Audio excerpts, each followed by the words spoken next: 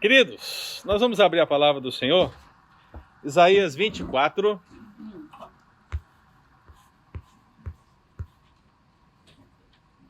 Hoje eu acordei com vontade de usar a Fabiana na nossa aula, de alguma maneira, seguindo o exemplo do encontro de casais. Eu estou pedindo a Deus que me dê uma luz sobre como fazer isso.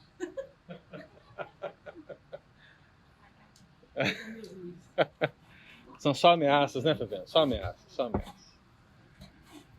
Os amados irmãos que leram a lição durante a semana devem ter percebido aí que nós tivemos um salto interessante, né? Salmos capítulo 12 e a próxima lição 7, ela vem para o capítulo 24. Ok, olha só.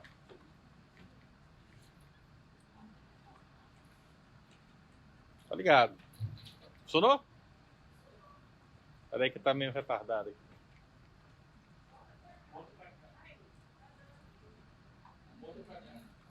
Está indo.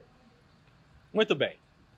Então assim, irmãos, isso é natural, afinal de contas, Isaías, ele é muito grande e um material de apoio tem 13 lições.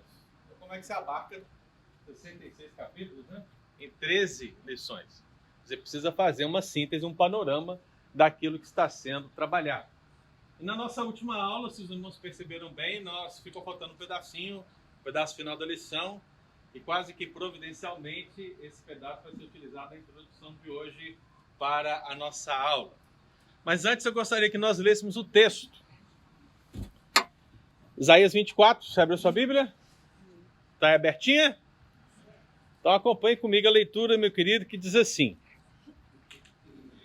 Eis que o Senhor vai devastar e desolar a terra, vai transtornar a sua superfície e lhe dispersar os moradores.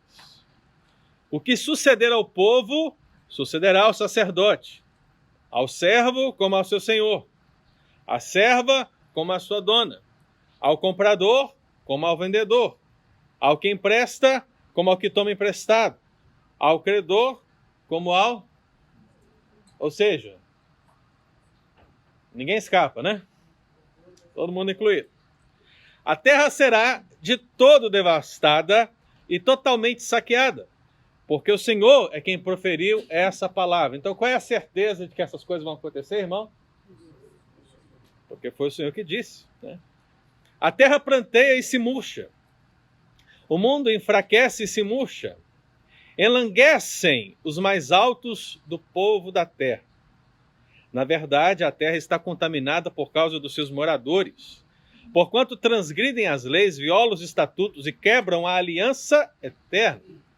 Por isso, a maldição consome a terra, e os que habitam nela se tornam culpados. Por isso serão queimados os moradores da terra, e poucos homens... Quem são os poucos homens que restaram, hein? Vocês estão aprendendo, hein? Olha aí. Pranteia o vinho, enlanguece a vide, e gemem todos os que estavam de coração alegre. Cessou o folguedo, o regozijo dos tamboris.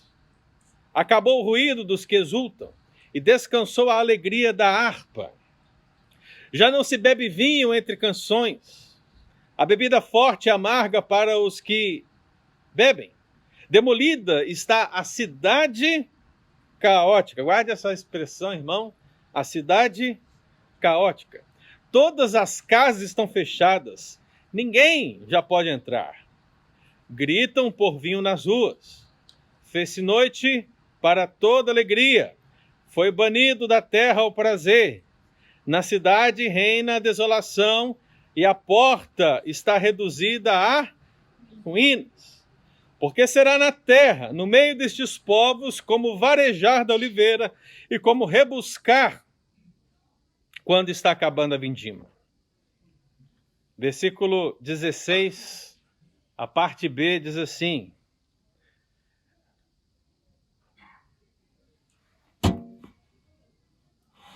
Mas eu digo, Definho, definho, ai de mim. Os pérfidos tratam perfidamente. Sim, os pérfidos tratam muito perfidamente. Terror, cova e laço vêm sobre ti, ó morador da terra. E será que aquele que fugir da voz do terror cairá na cova? E se sair da cova, o laço o prenderá. Porque as represas do alto se abrem e tremem os fundamentos da terra.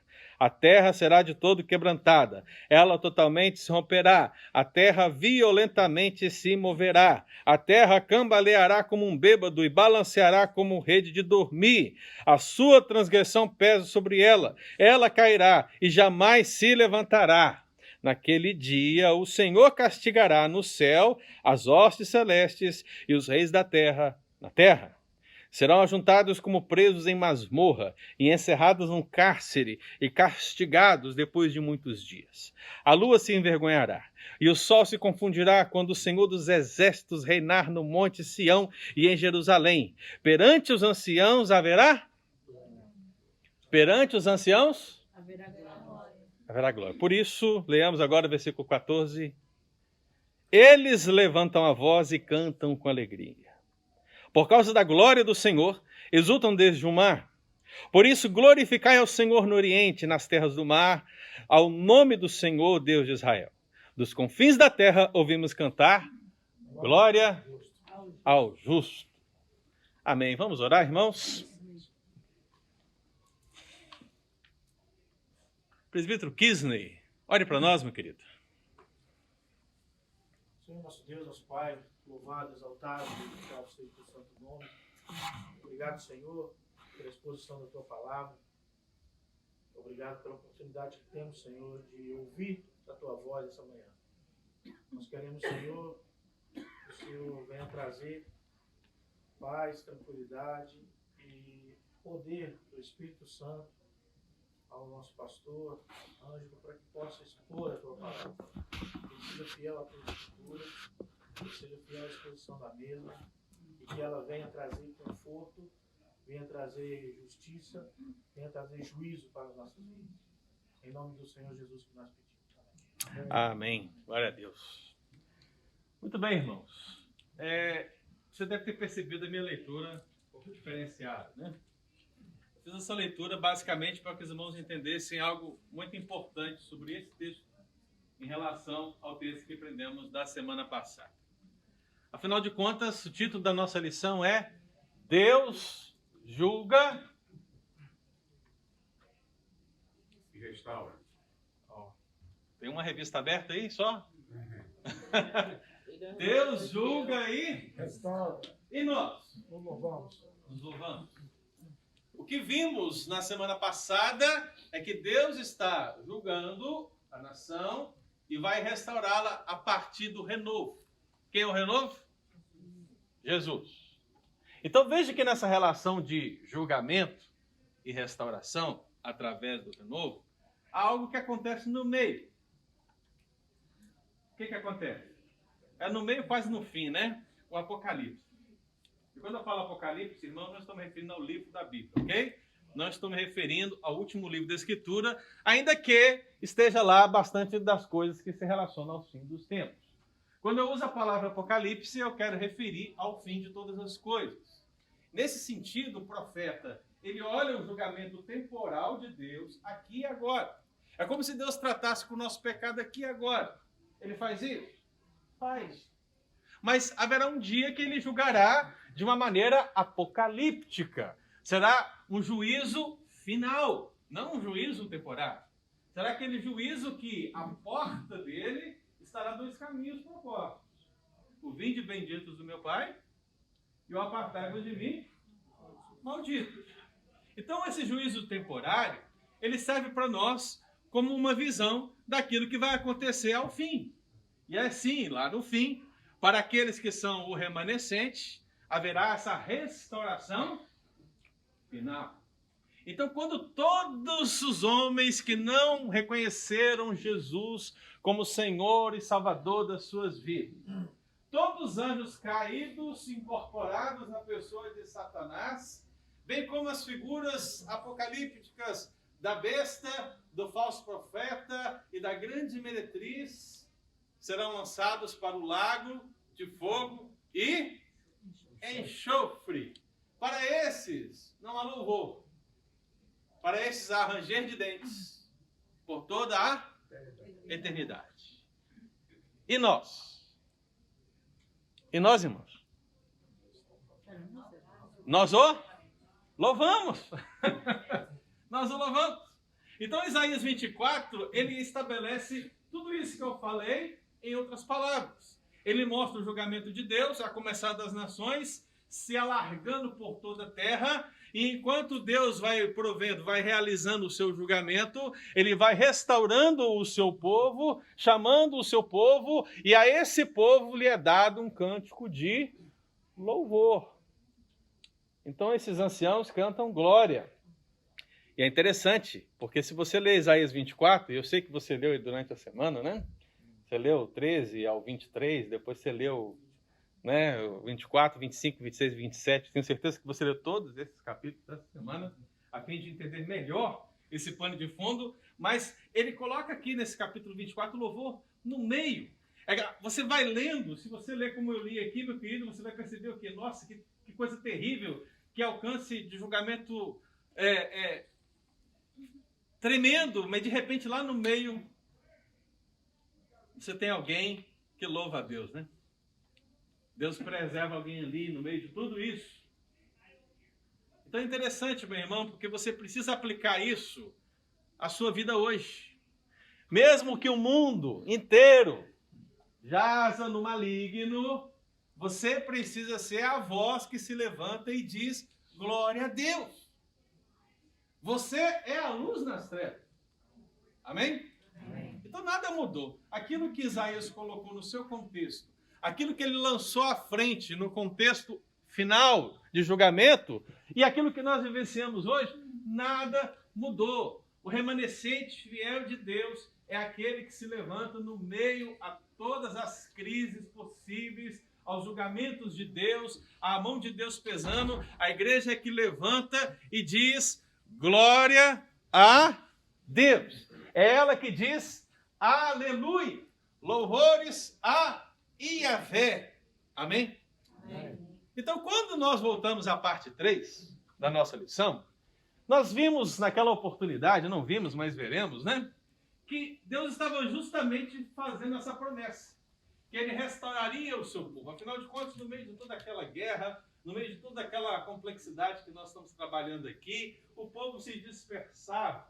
E isso ficou ainda mais evidente quando os exílios alcançaram a sua potencialidade máxima. Quando o exílio assírio alcançou todo o reino do norte, e quando o exílio babilônico alcançou todo o reino do sul, o que nós vimos foi uma dispersão geral da nação que outrora foi chamada nação de Deus, que Deus escolheu e colocou numa terra que mana leite e mel. Amém? E aí você percebe que nessa dispersão, Deus dá a promessa de retornar ao seu povo, de ajuntar o seu povo. Porque Deus é aquele que disciplina, mas é aquele que também reconcilia. Então Deus não trata o povo, irmão, com maldade, como alguns podem imaginar. Toda essa crise que veio sobre o povo, veio por causa dos seus pecados. O pecado dele. Deus estava julgando. Mas esse julgamento, ainda que estivesse sobre toda a nação, envolvia uma disciplina de um pai para com os seus filhos. Então, no final de um tempo que o Senhor determinara, ele reconciliaria os seus filhos e voltaria-os para a terra. E essa reconciliação, ela alcança no contexto de Isaías essa ideia de, olha, vocês estão sendo aí tomados por outras nações, mas um dia vocês vão voltar. Então, quando você lê outros profetas, como o profeta Ageu, como Neemias, que não é profeta, mas é profeta, né? Quando você lê esses livros que estão posteriores às crises do exílio, você começa a ter a ideia dessa promessa divina de restauração do povo à sua terra, que é como que uma figura de Deus para tratar todo o seu povo enquanto igreja. Porque é isso que Deus faz, né? Deus está tirando o seu povo das nações daquela época e trazendo a sua terra para estarem com ele. Mas a gente sabe que o povo continua em pecado e o povo vai desviar de novo, né? Beleza. Mas na figura geral da salvação, Deus é aquele que chama o seu povo de todas as nações. Então ele chama do Brasil, ele chama dos Estados Unidos, ele chama da Itália, ele chama da China, ele chama lá de todos os lugares, lá dos concombas, né? Chama de todos os lugares que você sabe que você desconhece, e ele chama e ele traz para dentro da sua cidade. Não uma cidade política, mas uma cidade espiritual, cujo nome é Nova Jerusalém. Amém, irmãos? Por isso que a missão de evangelização é dada para a igreja atingir a todas as nações, indo por todo mundo, anunciar o evangelho a quem? A toda criatura, a todos. Então, essa é a ideia que está exarada aqui. E o que vem logo após, então, nesse sentido? O cântico. Deus julga e restaura. E nós louvamos. Então, você pega Isaías 12, lê o versículo 1 a 6, e você tem um cântico no meio disso tudo. É um cântico, literalmente um cântico. Um cântico que ecoa como os salmos, um cântico que ecoa como os cânticos de Moisés, um cântico que ecoa dessa gratidão a Deus por todas as suas obras. Trata-se de uma resposta do povo ao que Deus está prometendo, irmãos. Então eu entendo esse sentimento do texto. Quando o pastor aqui está pregando, por exemplo, está pregando, está na unção, está dizendo, está declarando, ele está ali sendo usado por Deus e tal, e ele dá aquele tapa no púlpito, o púlpito quebra, e a gente está esperando que a igreja então faça o quê? Louve, exalte, glorifique, né? Fique de pé, igreja e tal, mas o que a gente tem? Alguém se levanta lá, talvez o diácono que está lá no fundo, né? Ele levanta lá e fala assim, nossa, aquele púlpito custou caro.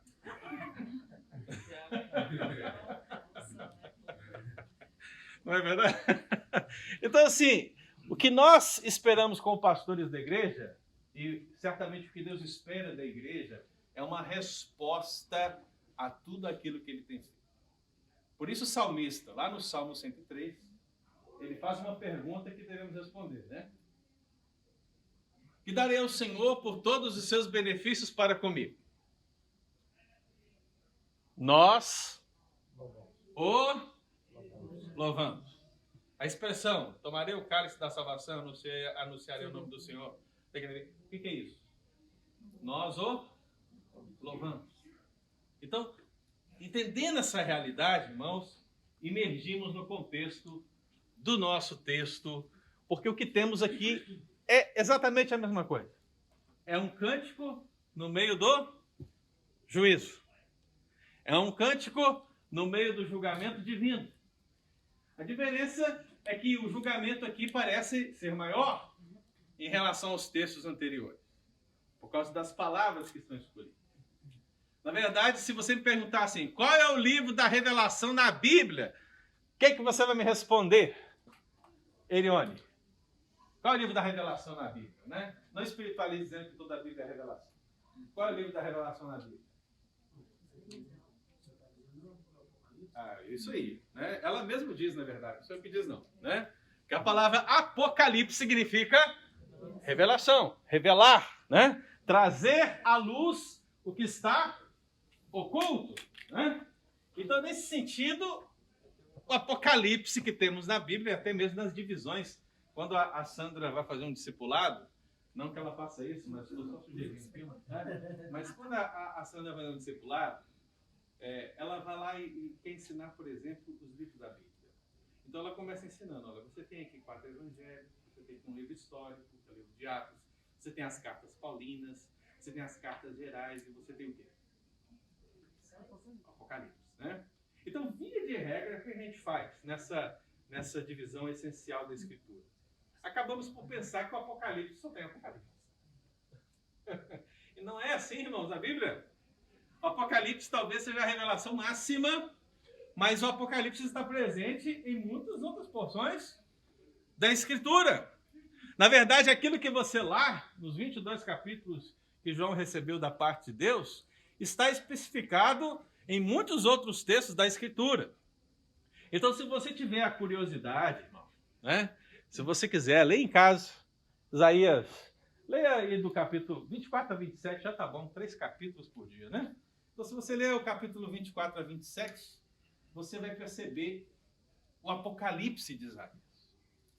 Porque você viu na lição 1 comigo que Isaías ele é chamado de evangelista, né? Por que ele é chamado de evangelista?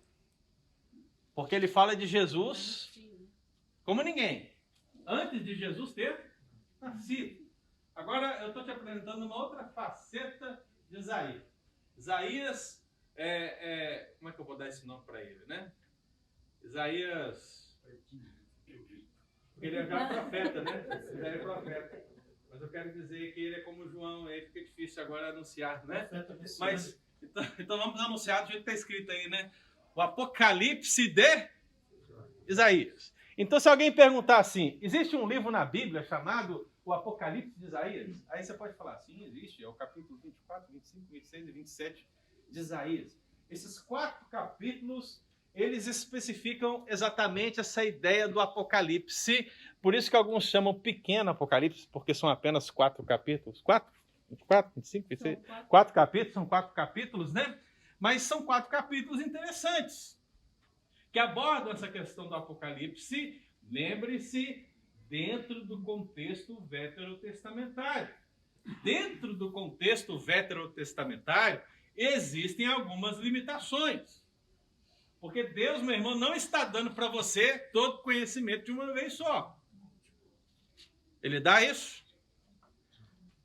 Eu tenho certeza que você já deve ter percebido isso. Quando um pastor, não um presbítero, né? Quando um presbítero chega, já falei do pastor, eu ia falar de você, eu não vou te usar, não. Mas quando um presbítero chega aqui na frente para falar, ele tem um assunto para falar. O assunto dele é o Apocalipse de Isaías. Mas, como ele não tem um foco e ele quer falar tudo que ele sabe, ele começa a falar o quê? De tudo. Ele fala de Gênesis, Êxodo, Levítico, Número, Deuteronômio, ele fala dos livros históricos, ele fala dos profetas menores, ele fala dos evangelhos, ele fala de Coríntios, fala de Paulo, fala até do período intertestamentário e no final, mais o Apocalipse de Isaías, o meu tempo acabou, irmãos. Por quê? Porque não houve foco. Então, quem está rindo aí, gente? Meu tempo acabou. Literal. Tá, literal. Esse é o grande problema do Apocalipse, achar que é literal. Então, assim, gente, Apocalipse, é tudo metafórico aqui, viu? Então, assim, eu até perdi o foco, né? Quando alguém quer passar todo o seu conhecimento de uma vez só, sem um foco específico, não há aprendizado como deveria. Porque você é bombardeado por tantas informações que você não consegue filtrar, né? E aí a pessoa fala e no final ela não falou absolutamente nada, né? Então, por isso que nós temos que ter um foco nesse sentido. Então, o livro de Apocalipse ele vai apresentar justamente esse foco aqui. Então, para que você possa entender, eu fiz aqui essa tabelinha, né? Para você ver a evolução desse conhecimento acerca do Apocalipse da parte de Deus. Deus ele não vai dizendo, olha, vai ser assim, pronto, acabou. Ele vai dizendo. Do capítulo 3 ao 23, porque nós terminamos no 12, né? Então, o capítulo 3 a 23, ele fala do futuro, mas ele foca o julgamento nas nações. É por isso que você lê assim, profecia contra o Egito, profecia contra a Babilônia, profecia contra Tiro, profecia tal. Por quê? Porque Deus ele está falando de um futuro, mas ele está falando do futuro, ainda que tenhamos ali elementos para colocarmos no futuro final, mas ele está falando baseado nas nações. Mas quando chega no capítulo 24 a 27, ele amplia o leque. Então ele vai pegando uma nação aqui, vai pegando uma nação aqui, e quando vira, ele já pegou ali toda a Ásia Menor, né, que nós comumente falamos aí em termos neotestamentários, e quando vê, meu querido irmão, ele amplia esse julgamento de maneira que alcança toda a terra conhecida. É por isso que eu enfatizei na leitura os primeiros versículos, para você ver que a ideia dessa profecia é que todos os homens são alcançados. Seja por sexo, seja por atividade, seja por nação, seja o que for, não importa quem você seja, o juízo de Deus vai chegar. Inclusive para você, irmão, igreja, né? Até para você. Ou você acha que você está isento do julgamento? Não, você vai estar no julgamento também. A diferença do julgamento é que o julgamento geralmente tem uma sentença favorável e uma desfavorável, né? E a favorável que vai ser dada para você, graças a Deus, não é por sua causa, mas por causa de quem? De Cristo Jesus, né? Então veja que há uma ampliação desse conhecimento à medida que o profeta vai profetizando. E assim, meu querido irmão, nós avançamos aí para a primeira parte da lição, onde o autor ele quer estabelecer quais são as ideias básicas gerais que esses capítulos desse Apocalipse de Isaías tratam. Então, basicamente, trata de um julgamento de toda a terra e fala também do fim da morte. A parte do julgamento da terra, eu vou falar na segunda parte. Mas eu queria que você percebesse que, no meio do julgamento da terra e do fim da morte, em relação a esses poucos homens que restarão, o que há? O louvor. Os poucos homens que restam nessa profecia de Isaías, eles louvam a Deus. Eles engrandecem a Deus. É interessante que quando você lê o livro de Apocalipse, né? Você percebe que Deus está derramando as taças do juízo. Você já leu o Apocalipse, não já? Deus está abrindo os selos e agora ele está derramando as taças do quê, gente? Juízo. E se não bastasse isso, ainda vem os flagelos. Aí vem tudo na casa de 7, né? Para dar a ideia justamente de algo que vai ter um alcance global. Então, à medida que isso vai acontecendo, duas coisas você poderá perceber no livro de Apocalipse. Primeiro, os homens ímpios se mantêm ímpios. Eles não se arrependem. Na verdade, eles blasfemam contra Deus. Até parece paralelo de Isaías. Parece. Se você quer uma referência para você ler, eu não me lembro agora qual capítulo, não sei se é o 13, se é o 12, agora não me lembro qual, que fala dos gafanhotos de Apolion. Me lembro qual agora. Essa parte do Apocalipse, quando fala dos gafanhotos de Apolion, é muito didática. Porque ela mostra o tamanho da dor que esse julgamento causa nos homens. E a despeito da dor, do sofrimento, de tudo aquilo que esses homens estão passando, eles resistem a Deus, eles não se convertem, eles blasfemam contra o Altíssimo. E é interessante que, ainda que o julgamento alcance as pessoas e elas permanecem rebeldes, há uma nação, né? Há um povo que tem uma marca, né? E esse povo que tem essa marca, ele louva a Deus, né? Ele exalta o Senhor e ele diz: Santo, Santo és, aquele que era, que é e que há de vir. Eu não estou falando da marca da besta, não, irmão. Estou falando da marca dos crentes mesmo, né? Porque o pessoal lê o Apocalipse, só lembra de 666, só marca da besta. Mas veja que na Bíblia, no Apocalipse, também fala da marca dos crentes. Estude Apocalipse, meu filho. Então, o que se diz lá é que, basicamente, Deus tem um povo para si e Deus não tem um povo para si. É somente isso. Então, nessa questão que envolve o julgamento da terra, há homens que louvam a Deus e há homens que não. E Deus, ele estabelece, mais uma vez, essa ideia da esperança, quando ele olha para esse povo moribundo. E por que digo moribundo, irmãos? Lembre-se do contexto da guerra, lembre-se do contexto das perdas, lembre do contexto dos exílios, lembre de tudo aquilo que nós temos falado até agora. Para esse povo, Deus estava dizendo, no meio de tanto sofrimento, a morte já não existirá. É uma pessoa miserável, né? Pessoa, eu ia usar a palavra desgraçada, mas eu acho que essa seria mais impactante, né? Porque a palavra desgraçada nada mais é do que uma pessoa sem graça, né? Mas o que geralmente se acha que isso é uma bad word, né? Não é. É um sentido que tem a ver com a falta da graça na vida da pessoa, né? Então, essa questão é trabalhada aqui quando o texto bíblico declara, Isaías 25, está com sua Bíblia aberta? Olha aí para mim. Isaías 25, versículos 6 a 8. A destruição da morte e a ressurreição são prometidas. Isso por Isaías, hein, irmão? Deixa eu só ler o texto primeiro, Celinha, um minuto. Então, vamos ler o versículo 8, que é mais conhecido, né? Tragará a morte e assim enxugará o Senhor Deus as lágrimas de todos os rostos. E tirará de toda a terra o opróbrio do seu povo, porque o Senhor...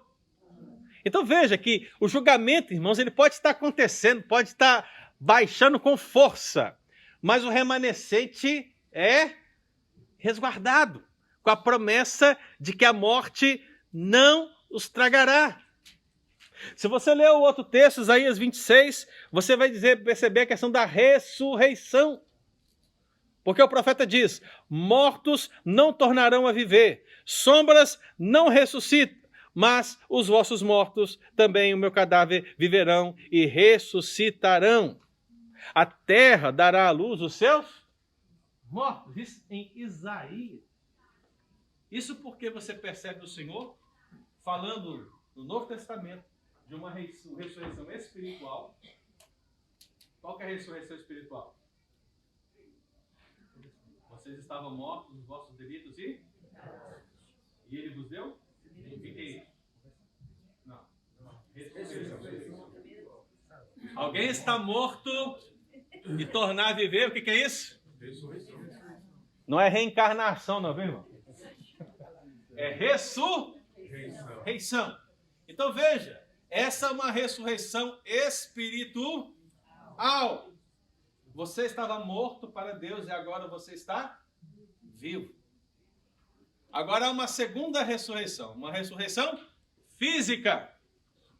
Significa que a morte, o que é a morte? A morte né?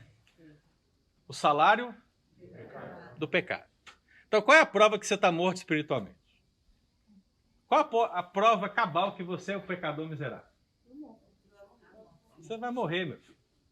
Você pode fazer todas as cirurgias possíveis, pode tomar todos os remédios possíveis, pode ter os melhores médicos, você pode fazer o que você quiser, né? Você pode até usar o sangue do Wolverine se quiser. Não vai adiantar. A morte vai chegar. O pessoal tá rindo, né? Mas até o Wolverine morreu, né? Então, assim, a morte vai chegar. É prova cabal de que você é pecador, porque é o salário do pecado. Então, Jesus, ele transforma a nossa vida, ele nos ressuscita espiritualmente, mas o nosso corpo ainda sofre dessas questões, dessas decadências que vêm do pecado. Mas nesse processo do Senhor, chegará o dia que esse corpo vai ser transformado. Ele poderá ser transformado se o Senhor voltar agora, exatamente agora, nesse exato momento, eu vou terminar de falar isso. Ele voltar, e todos nós seremos transformados. Esses corpos nossos que são terríveis, né? São terríveis, cheios de gordura e de pecado. Esses corpos serão transformados, né? E não me pergunte se vai ter cabelo, se vai ser magro, eu não sei, irmão, não sei. Não sei. Uma coisa é certa, Eli. Seja o que for, será perfeito. Então, assim, Deus vai transformar todos nós para que esse corpo possa se revestir dessa incorruptibilidade celestial. Agora, se ele não voltar, nós morrermos, né? A promessa que temos é que a morte não obterá vitória sobre o povo de Deus. Por que não? Porque ele ressuscitou. E se ele ressuscitou, nós ressuscitaremos com ele no último dia. Então, quando ele voltar, meu querido irmão, nós que estamos lá, moribundos, né? No nosso sepulcro, só resta o pó. E lá, os historiadores da igreja, lá no passado, diziam: eu não creio na ressurreição. Por que você não crê na ressurreição? Como pode Deus pegar o pó e trazer a vida a um ser humano? E eu olho para ele e fico assim. Olha para Adão. Não deu Gênesis, não? Olha para Adão. Não deu Gênesis? Como assim Deus não pode trazer do pó? Como Deus não pode trazer do nada a existência, as coisas que já existem? Não é isso que a gente lê desde Gênesis? Que no princípio não havia nada.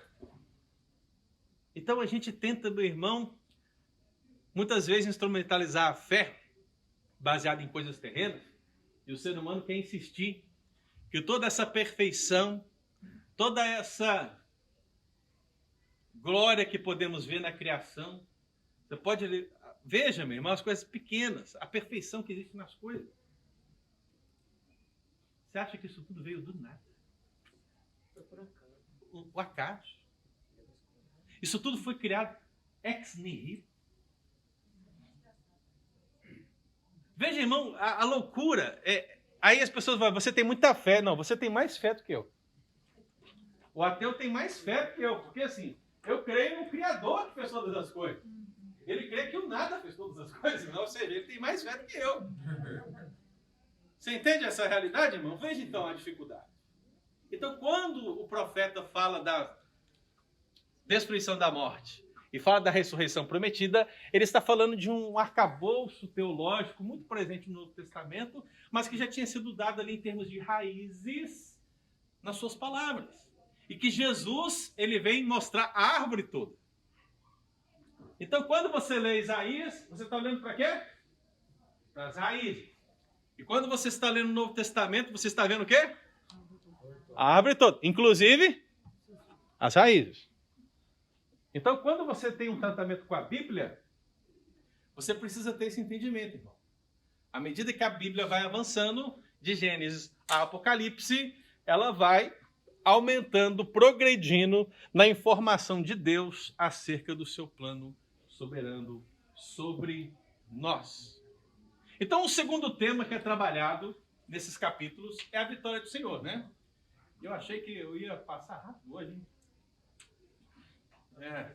A vitória do Senhor, né? E a gente sabe, né, que o Senhor é vitorioso, amém? Amém. Sabemos, né? O apóstolo Paulo já tinha, inclusive, dito o quê? Que nós somos também vencedores, né? Na verdade, nós somos mais por meio daquele que nos amou. Se você traz à sua memória a figura do Apocalipse, agora o livro, né? Você vê Jesus voltando, você vê o cavalo e o cavaleiro montado nesse cavalo branco, e ele sai para vencer e vai vencendo. Não existe, meu irmão, uma batalha do Armagedon no sentido de que duas forças estarão pelejando, né? Para ver quem vai ganhar. Porque a vitória já é do Senhor. Já é de Deus. Isso é mais do que apenas uma questão para demonstrar o vencedor. Você pensa assim que, falando disso na lição passada, né? Bastou um anjo para que todo o exército de Senaqueribe caísse, né? Agora você imagina todo o exército celestial e Cristo na sua glória, voltando no último dia, e todos os diabões lá, né? Satanás, né? Todo mundo reunido, né? O anticristo, tal. Esquece aquele negócio de deixados para trás, pelo amor de Deus. Entendeu? Nossa, pai. Aquilo lá. Quem assistiu o filme Deixados para Trás aqui? Levanta a mão. Pelo amor de Deus, logo isso fora. Nossa. Misericórdia. Aquilo ali, na hora que eu vi que os Estados Unidos era a razão pela qual Deus sairia vitorioso no Armagedon, eu falei, vamos mudar para os Estados Unidos agora. Vamos mudar. Pelo amor de Deus, irmãos. Ao cúmulo. É ficção, né? Oi? Eu estou aqui. Eu estou entre os vencedores. É uma ficção baseada no pré-milenismo, né? É. Mas o grande problema é que as pessoas muitas vezes leem a ficção achando que é o pré-milenismo, né? Sim. É o problema. Ou seja, foi deturpado o pré-milenismo. Foi. Conseguiram piorar o que já é ruim, né? Complicado. Mas assim, a vitória pertence ao Senhor. Mas como nós vimos na lição passada, quando se falou daqueles animais, lembra? O leão pastará, aquela coisa toda, lembra, né? Então, naquela oportunidade, alguém perguntou aqui, né? O que eu achava, se seria assim no fim. Eu disse, não sei, né? Não sei, realmente não sei. Mas o que eu sei é que daquele texto precisa ser interpretado a partir do versículo 9, que estabelece a questão da paz. Então, Deus ele usou certamente essas palavras para descrever que não haverá mais guerra, não haverá mais rixas, não haverá mais questões sanguinárias. E ele usa os animais em paz para descrever que no fim haverá paz. E o que é o novo céu e a nova terra, irmão? É o quê? É paz. É paz consigo, é paz com seu irmão, é paz com Deus. Ou seja, todas as relações são restauradas. Todas. Ainda que você diga assim agora, assim, eu amo meu irmão, né? O Kisney aqui daqui a pouquinho no louvor, ele vai se levantar e falar assim, olha para o irmão que está ao seu lado e diga assim, eu te amo, meu irmão, né? Dá um abraço aí, não, o Erione vai fazer isso, né? O Erione vai fazer, olha aí, ó. Olha para o irmão que está ao seu lado, dá um abraço nele, diga eu te amo, né? Tal. Depois ele vai se levantar e vai dizer, os Estados Unidos pertencem a Jesus. Nós somos vitoriosos na Armagedon. Ele não vai dizer isso, não. Mas assim, ainda que você diga isso, na prática a gente tem dificuldade, né, irmão? A gente ama, mas a gente tem vários problemas entre nós. Por quê? Porque somos pecadores, né? A gente olha uma palavra torta, a gente não entendeu. A gente diz um negócio que machucou. Às vezes a gente olhou de um jeito estranho. A gente é terrível. Mas chegará um dia que isso acabará. Tudo será restaurado. Haverá paz. Então, nesse dia, quando a Fabiana me usar por um encontro de casais, eu não sofrerei. Né? Só haverá alegria, né? Não haverá humilhação. Não haverá, porque assim, tudo se tornou agora perfeito, né? Então, para falar disso, ele agora não vai falar do leão pastando como boi. Mas ele fala de duas palavras básicas, de duas expressões básicas. Ele fala da cidade do caos e ele fala do Leviatã. Ele usa essas duas figuras. O que é a cidade do caos? A cidade do caos é o Egito. A cidade do caos é a Babilônia. A cidade do caos é Tiro. A cidade do caos é Jerusalém. A cidade do caos é eu e você. A cidade do caos, irmãos, ela pode ser qualquer coisa, em qualquer lugar, desde que você entenda o princípio do pecado que nela jaz. A expressão é usada para descrever o lugar do pecado. A expressão é usada para dizer de onde vêm as guerras. Sabe quando João ele pergunta assim, de onde procedem as guerras e o que mais? As contendas que há entre vós? Ele poderia até dizer assim, da cidade do caos. Mas o que ele disse? De onde? De onde? Ou seja, de dentro de nós, né? De dentro. Então a cidade do caos é uma referência, meu irmão, àquilo que desagrada a Deus. Aquilo que produz confusão. Aquilo que vai à contramão da vontade do Senhor. Então isso pode ser usado em vários sentidos na Escritura. Se eu fosse considerar Isaías 24, eu diria ser Tiro, cidade de Tiro, a cidade fenícia de Tiro. Mas à frente Deus fala do Egito. Mais à frente ele fala de Jerusalém. E depois ele coloca no plural todas as nações como dentro da cidade do caos. Ou seja, Deus está dizendo para nós que a cidade do caos, ela é um símbolo poético que representa esse estado de pecado e de rebeldia contra ele. Isso pode ser aplicado tanto ao povo dele como às demais nações. Então, essa é uma oposição, é uma rebeldia. Deus está dizendo, eu vencerei. Isso vai acabar. Amém? Entendeu a primeira referência? Segunda referência. O Leviatã. O grande dragão. Para quem não sabe, né? Depois você pode ler Isaías. Onde está o Leviatã, hein, gente? Isaías 27:1. Naquele dia, o Senhor castigará com sua dura espada, grande e forte, o dragão, serpente veloz, e o dragão, serpente sinuosa, e matará o monstro que está no mar. Aí a palavra dragão, em algumas traduções, é traduzida como Leviatã. E quem que é o Leviatã, pastor? Boa pergunta, né? Mas assim como a cidade do caos remete a esse estado de rebeldia contra Deus, podendo sendo aplicado a quaisquer situação, o Leviatã, ele é uma figura que aparece na Bíblia, geralmente para descrever um ser que precisa ser derrotado, ou um ser que causa medo, e isso não apenas na Bíblia, mas em diversas culturas é algo comum, e eu tenho até uma pesquisa que eu comecei a fazer, mas eu preciso terminar, e dessa evolução, né, de serpente a dragão, porque a Bíblia vai evoluindo. Ela começa em Gênesis 3 e fala da serpente, correto? E quando ela chega em Apocalipse 20, ela fala de quem? Do dragão. Ou seja, esse animal cresceu um bocado. Então, eu queria entender esse crescimento, né, de serpente para dragão.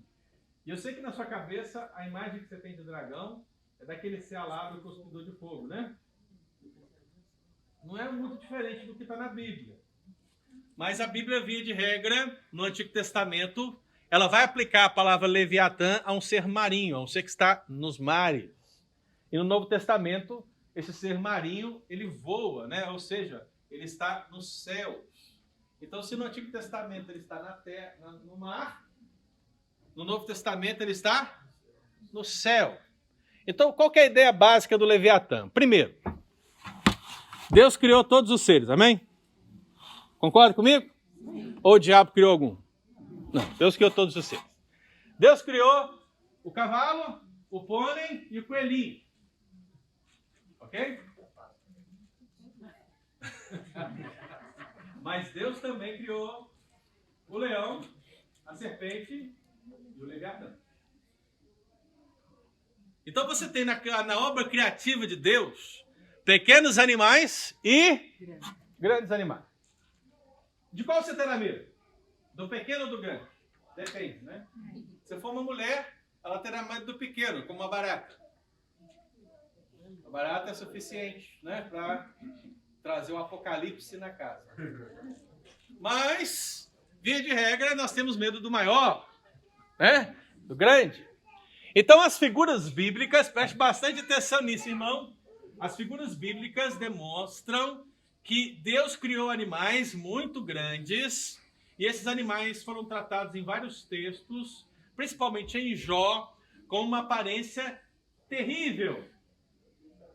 E esses animais, por seu aspecto terrível, por sua força incomparável, foram incorporados dentro das profecias para encenar essas oposições ao próprio Deus, porque elas são terríveis.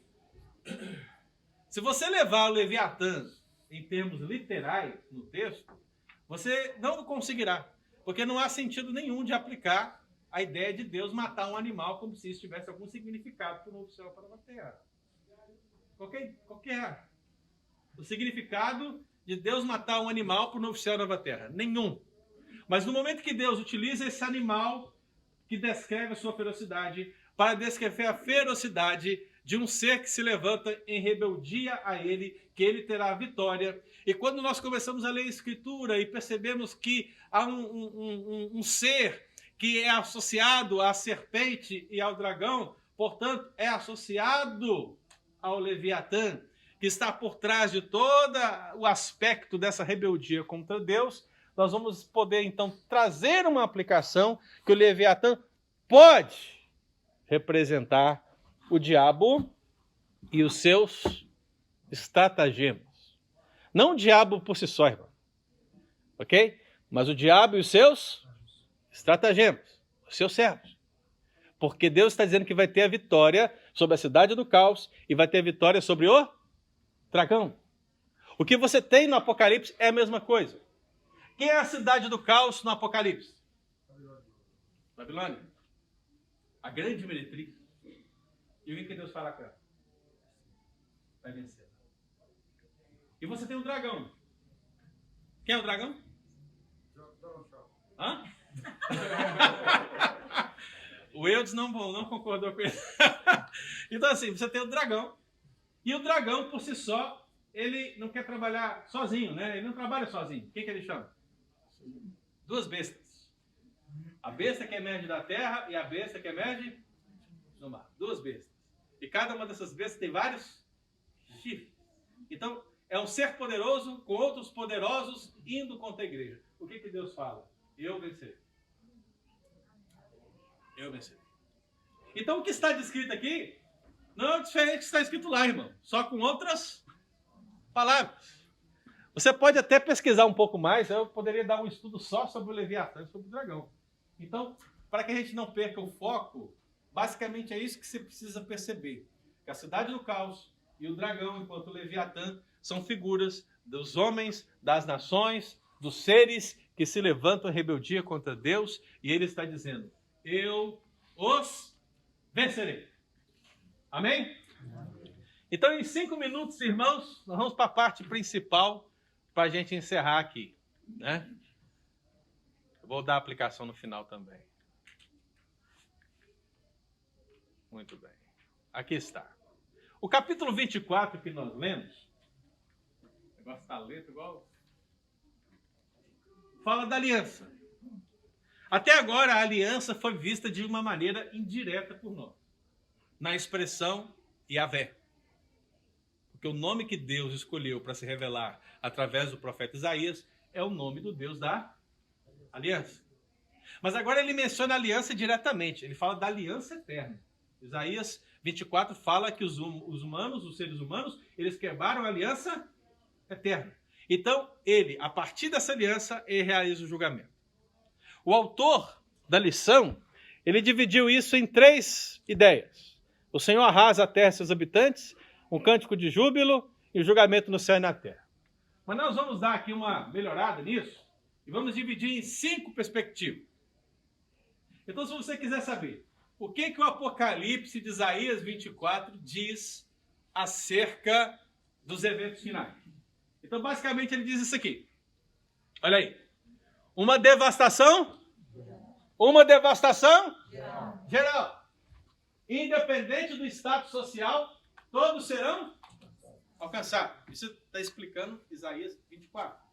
Segundo, o juízo sobre o pecado. O juízo sobre o pecado. Todo lamento e definhamento vieram da desobediência da lei divina. Terceiro, um lamento pela desolação. Há um lamento. Por quê? Não há alegria nem festividades. Você lembra do texto que nós lemos no início, né? Não há alegria. Fala, inclusive, que o vinho, né, está buscando alguém para se alegrar. Personifica o vinho como se o vinho fosse uma pessoa, porque a ideia do vinho é a ideia da alegria. Ele carrega essa ideia da alegria na Bíblia, quando é usado no bom sentido, é claro, né, irmão? A gente sabe que o excesso é pecado, né? O diabo faz isso, ele pega as coisas de Deus. Se continuar alegre, não é pecado.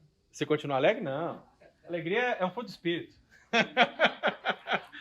Um lamento vem porque não há alegria, só há desolação. Esse fim será o quê, irmão? Inescapável. Não há como fugir do peso da transgressão. Se você relembrar o texto e observar bem, se não me engano, é o versículo 7 agora, não sei. Ele usa palavras que descrevem o período de Noé.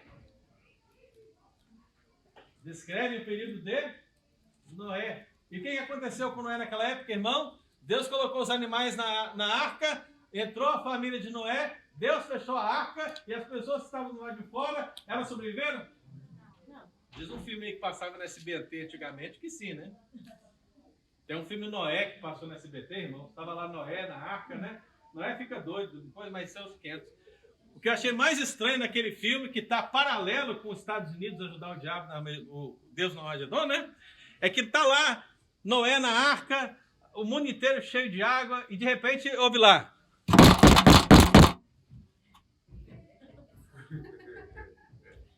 Aí Noé vai lá no alto do barco dele, né? E quando ele olha, tem um homem numa canoa. Ele sobreviveu, irmãos. Aí você vai imaginar, isso é loucura, isso é blasfêmia. Não acabou ainda não. Sabe qual é o nome desse homem que sobreviveu ao dilúvio? Ló. Assim, pelo amor de Deus, deixa pra lá. Só quem entende Bíblia sabe o que eu falei aqui, irmão. Muito bem. Então não há como fugir. Assim como nos dias de Noé. E por fim, a implantação do reino de Deus. A consumação do reino se seguirá o julgamento final de homens e anjos. Citado aí a hostes celestes, né? Deixa eu só explicar isso, irmão. Porque o texto fala que o julgamento chegará sobre os reis da terra, uma figura para homens, e fala que chegará às hostes celestes, né? Eu entendo que hostes celestes é uma referência aos anjos, mas há pessoas que entendem que hostes celestes é uma referência às estrelas. E é claro, fica totalmente sem nexo você pensar que Deus vai julgar estrelas, porque estrelas são seres inanimados, né? Então, como funcionaria isso? Você teria que aplicar a ideia dos deuses da Assíria à ideia das estrelas. Porque os deuses assírios estavam ligados às estrelas. Então, seria Deus dizendo que julgaria as nações. Com o restante da Bíblia, eu prefiro pensar que o texto está falando do julgamento dos anjos e dos homens. Deus julgará todos. Amém? Então, meu tempo acabou, irmãos, mas eu queria só aplicar as duas lições finais para a gente poder despedir.